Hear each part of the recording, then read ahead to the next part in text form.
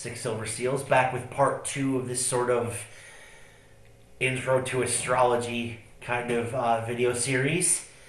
Um, and last time we talked about the 12 houses of the zodiac. That's where we left off.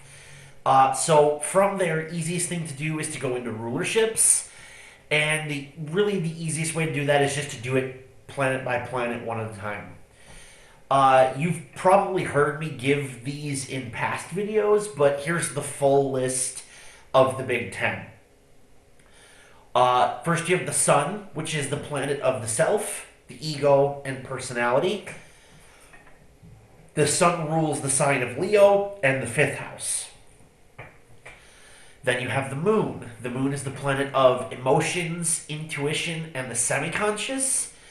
It rules Cancer and the fourth house.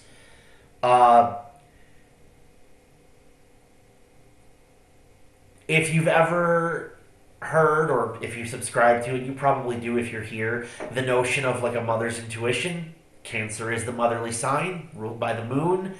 At least from an astrological point of view, there you go. Then you have Mercury.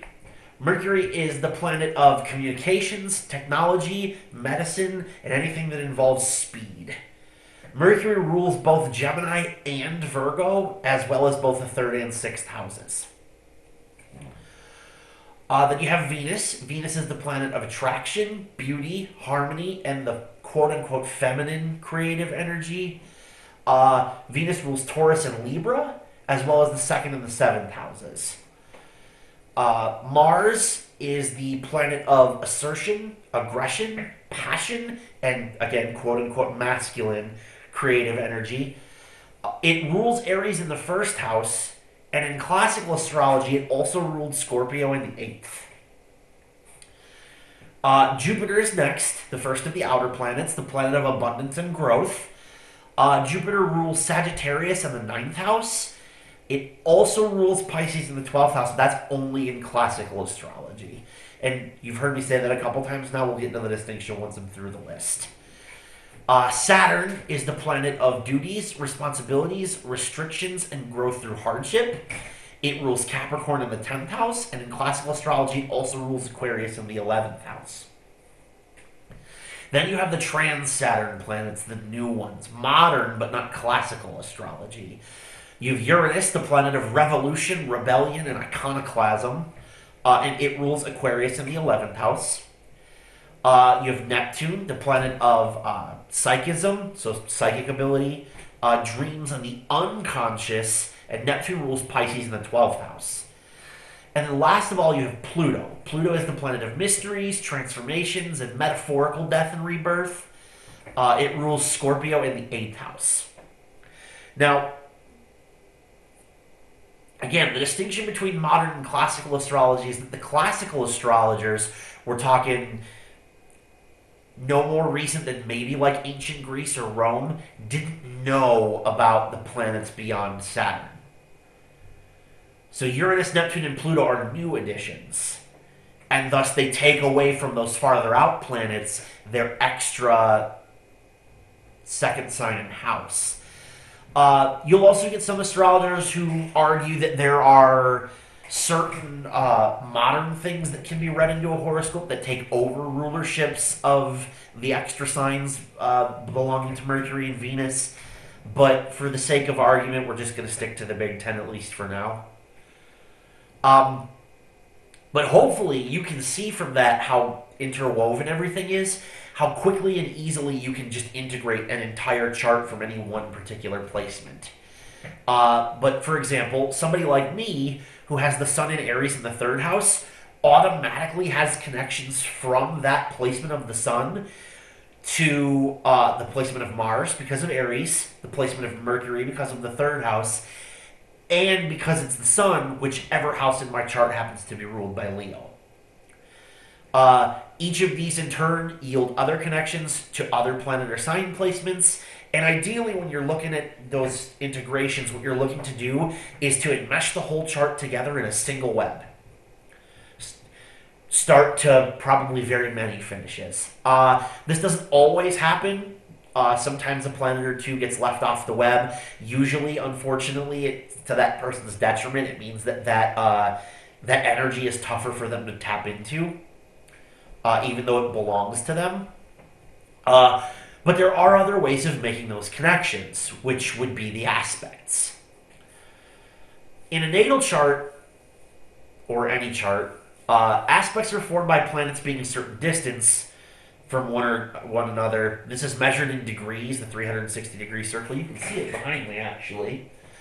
Uh, and so it's measured in degrees, give or take a few. In a natal chart, I'm much more willing to do the wider windows on aspects, but not particularly when it comes to planets in transit. So, like for example, right now the sun is in Taurus, but that only matters for people who have a planet at or near that particular degree of the sun. Common practice, as far as I've read, is to allow. Let's take the square aspect for example. It's meant to be 90 degrees, but common practice is to allow a 6-degree window. Uh, which can be helpful, especially in a natal chart. But if you're doing that with planets in transit, a planet can be anywhere from 84 to 96 degrees away from the planet you're measuring it to, and still count as square. That's way too wide for my taste. Typically, with planets in transit, I stick to a 2-degree window, and even then, that's kind of far for me. It depends on like how powerful those planets are. I'm probably only going to do 1 degree for, say, Pluto, because it's really far out from Earth. But the aspects themselves are still important, especially in natal astrology, based on your birth time. And so there are 5 that I use in my astrological work most of the time. You have the conjunction, which is any 2 planets that are in the same place. Again, within that kind of that wiggle room. Conjunctions are the only ones that get a fancy name for if the planets are exactly on the same degree, and that's called being combust. Conjunctions are infrequent but not rare. Planets being combust are. That is literally perfect alignment. Then you have the next widest one would be the sextile, which is roughly 60 degrees apart or 2 signs away. So, like if you take my Aries sun, for example, any planet falling at around the same degree of either Aquarius or Gemini would be sextile my sun. Then you have the square. Squares are roughly 90 degrees apart. So this is 3 signs space, and usually this is two planets in signs that share a quality. We haven't talked about those yet. I'll get into more detail about it later, but let's say, for example, you have the sun in Taurus and the moon in Leo. Taurus and Leo are both fixed signs, so as long as they're close enough to each other, your sun and moon would be square. When the sun and moon are square to each other, that's also when we have the half moon, which is called the first and third quarter on a calendar, just for funsies. But so that's a square. Then you have the trine, and if it sounds to you like triangle, it should. 3 planets together in a trine would form that shape in the horoscope. Trines are planets that are trine to each other are 120 degrees apart, separated by 4 signs, which means they're in the same element. So Aries and Leo, Taurus and Virgo, Aquarius and Gemini.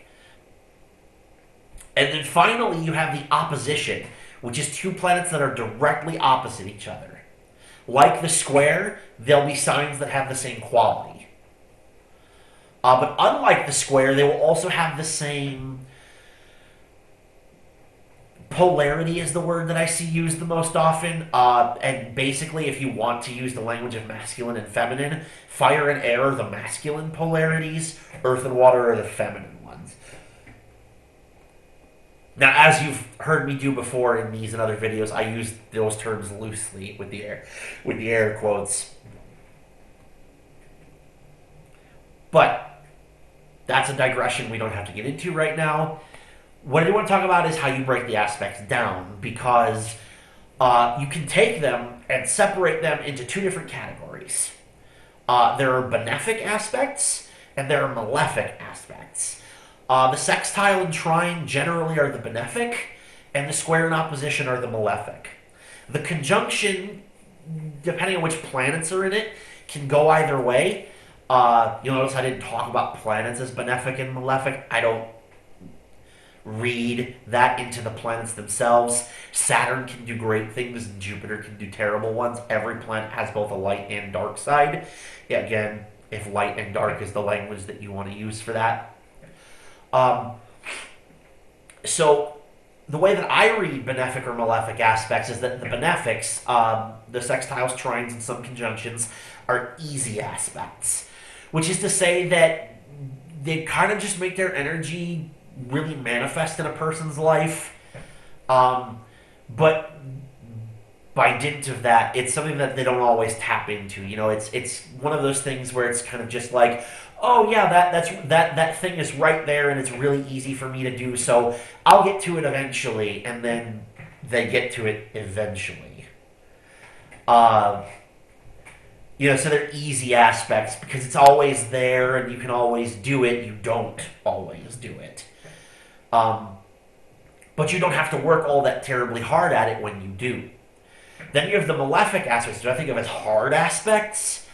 And for me, that means that they've got a lot of good to give you, but you do have to slog through the self-improvement that's necessary to overcome them, because they are a hurdle, they are an obstacle, they can be tough to deal with. And again, your mileage is going to vary if you choose to dig into astrology for yourself and do this work the way that I do.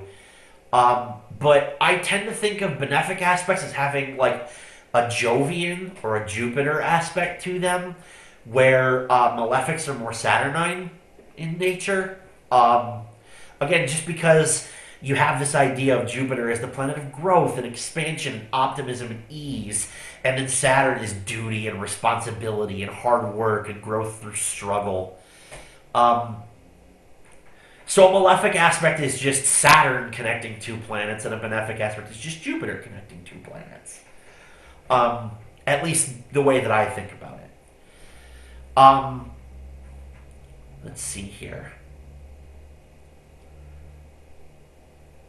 So, planets aspect each other in the chart all throughout the horoscope. Planets form multiple aspects. It's not like just one aspect, like, oh, the sun does this and doesn't do anything else. The sun can be sextile one planet, square another, trine a third, and opposite a fourth, depending on how your planets fall. And this profusion of aspects creates things called aspect configurations. And we're going to get into those in the next video because there's a lot to go through with them. But basically, if you take a look at the wheel on the wall behind me, you can kind of see how the lines would go through the middle. It's the shapes in the middle that are drawn by all the lines of the aspects connecting that form these aspect configurations. And the aspect configurations are like they're big overarching themes. If you were a book, the aspect configurations would be the major plot points. But, like I said, that's all for this video. We'll get to the aspect configurations next time, and I'll even let you in on my secret for what makes interpretations of a birth chart so meaningful. In the meantime, don't forget to like, share, and subscribe, especially if you want to see a part 3. And thanks for watching. Be kind to yourselves and each other.